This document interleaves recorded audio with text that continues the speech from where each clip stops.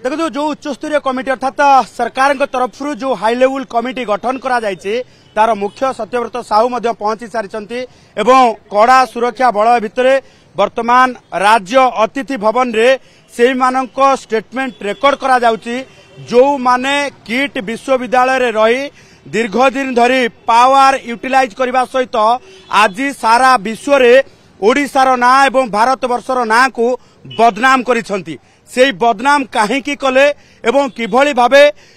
नेपाल एवं भारत भितर कूटनीति संपर्क को आहुरी फाट सृष्टि कले ताकू नेकी आज एठी उत्तर रखुचंती। कारण होउची जे नेपाली छात्र छात्री को निर्यातना देई स्वदेश फेरे देबा घटनार मुख्य जे जदि देखिबा जे किए एठी ताकू नेकी स्टेटमेंट रेकॉर्ड करा जाउची। यार भितरे internal committee head Ipsita Satpathy जे किट रो इंटरनल कमिटी हेड अछंती तांको प्राथमिक भावे आग पचरा उचरा करा जिवो इप्सिता शतपथी को जे कहिबे जे जो छात्री आत्महत्या कले से केते थर इंटरनल कमिटी आगरे तांकर बयान किंबा तांकर अभियोग रखिछंती। इंटरनल कमिटी एथि पई गुरुत्वपूर्ण गोटे इंस्टीट्यूशन रे जेतेबेले कोनोसी छात्री उपरे निर्यातना हुए ताहा जदि ऑफिशियल हो किंबा कोनोसी छात्र छात्री द्वारा हो इंटरनल कमिटी को से जणैबा आवश्यकता अछि एवं इंटरनल कमिटी ताकू नेकी एक्शन नबा आवश्यकता रही। किंतु छात्री जनक इंटरनल कमिटी को जणैबा परे मध्य एकाधिक थर जणैबा परे मध्य कोनोसी प्रकार एक्शन निया जाय नथिला। शेष परिणति आत्महत्या करथिले एवं परवर्ती समय ये नेपाल छात्र छात्री को कोई भाव निर्यातना दिया जायतिला तार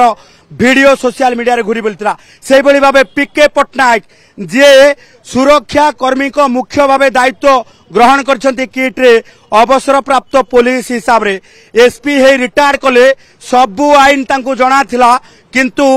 जेतेबेले किट रे चाकरी करछंती किट रो क्षमता लोभरे सबु आईन भूली गले एवं सबु आईन को हाथ को नहीं निज सुरक्षा कर्मी को कहले जे अंतर्जातीय स्टूडेंट अर्थात अंतर्जातीय छात्र छात्री को लोकल छात्र छात्री भली माड मारी भगे देबा पाई से माने को भली भाबे अमानुषिक भाबे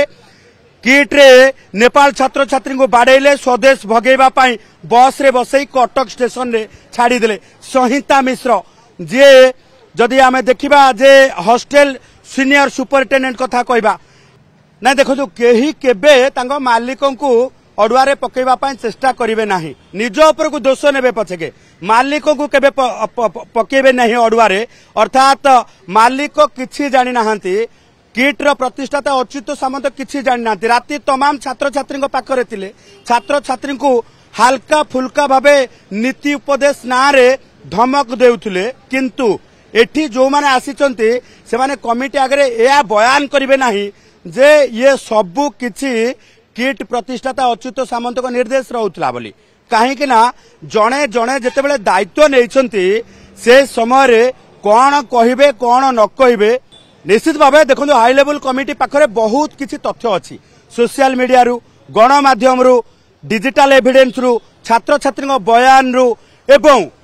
आहुरी किछि बाहर लोक अछंती जो माने तथ्य प्रदान करछंती हाई लेवल कमिटी की हाई लेवल कमिटी एबे मैच करूची पीके पटनायक होंतु संहिता मिश्र होंतु इप्सिता शतपथी होंतु एवं आमे जदि देखिबा जे जो 6 जन को भितरे आउ जो रहिचंती 3 जन तांको अनुसार आमे जदि ना देखिबा सेही बळी भाबे जे रहिचंती स्मरिका पति जे सीनियर हॉस्टल सुपरिटेंडेंट रहिचंती एवं पीके पटनायक जे रहिचंती सुरक्षा मुख्य एवं सेही बळी भाबे आमे जदि देखिबा संहिता मिश्र मध्य उपस्थित अछंती। तेणु एही बळी भाबे जो 6 जन उपस्थित अछंती 6 जनक ठारू अंततपक्षे हाई लेवल कमिटी पे फाइनल रिपोर्ट जानिबा को चाहिबो जे को परिस्थिति रे छात्री जनक तो आत्महत्या कले कले को परिस्थिति रे ये लॉ एंड ऑर्डर सिचुएशन तैयारी कर दिया गला छात्र छात्री मानकू माड मारी तांकू स्वदेश भगेई दिया गला। ये सबु कथा को नहीं कि आज तथ्य जानिबा को चाहिबो हाई लेवल कमिटी एवं अपर पक्षरे संहिता मिश्र जेतेबेले सीनियर सुपरिटेंडेंट अछंती हॉस्टल रो तांको ठारू जानिबा को चाहिबो जे सीए कबाट भांगिले कबाट भांगी भीतर को प्रवेश कले एवं प्रवेश करिबा परे बॉडी को हैंगिंग अवस्था उद्धार करने सहित अन्यत्र किभली भाव नहीं लुचेक रखिदेले एवं कौन कौन सी प्रमाण नष्ट करिबारे सक्षम होइछंती ये कथाटी को लेकिन जितेबले छात्र छात्री प्रश्न करुले आज हाई लेवल कमिटी प्रश्न करिवो ये प्रश्नर उत्तर देवा पई से बाध्य कारण सोशल मीडिया रे घुरी बुलुची जे किभली कबाट भांगिले भीतर को प्रवेश कले बॉडी को हैंगिंग अवस्था उद्धार कले ता परवर्ती समय बॉडी को लेकिन सेंट्रल लाइब्रेरी रे रखिदेले एवं पुलिस को तापर जनइले जे जने छात्री आत्महत्या करिसंती।